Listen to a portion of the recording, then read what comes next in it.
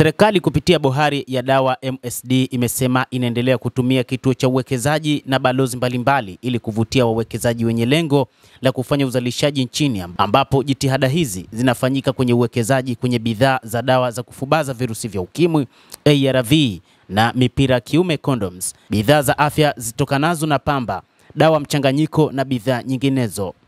Hata hivyo, hii itakuwa ni afueni kwa waathirika wa virusi vya ukimwi, na hizi ni jitihada za serikali baada ya kuona kwamba baadhi ya watoaji wa misaada ikiwa ni pamoja na Marekani wamesitisha misaada hiyo. Kwa hivyo Tanzania ina kila haja ya kuweka sawa mipango ya kuweza kuwasaidia waathirika wa virusi vya ukimwi, hasa juu ya upatikanaji wa dawa za kufubaza virusi vya ukimwi ARVs pamoja na mipira ya kiume condom.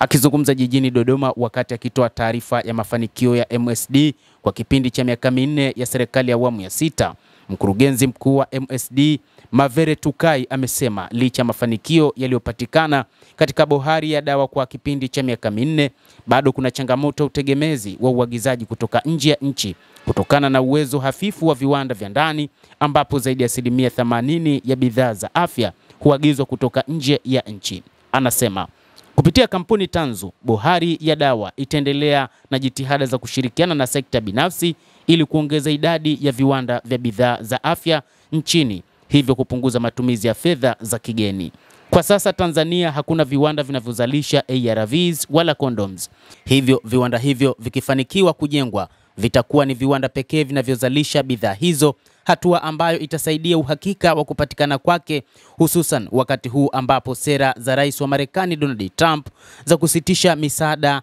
ya Marekani USAID zinavyokwenda kuathiri upatikanaji wa ARV maeneo mbalimbali, ikiwa ni pamoja na Afrika na hata Tanzania. Endelea kutufuatilia mtazamaji wa The World News, lakini usisahau kulike, kucomment, lakini pia kusubscribe channel yetu hii ili upate habari hizi kwa mapana hapa The World News. Mimi ni Adam Hussein, endelea kuwa nasi wakati wote.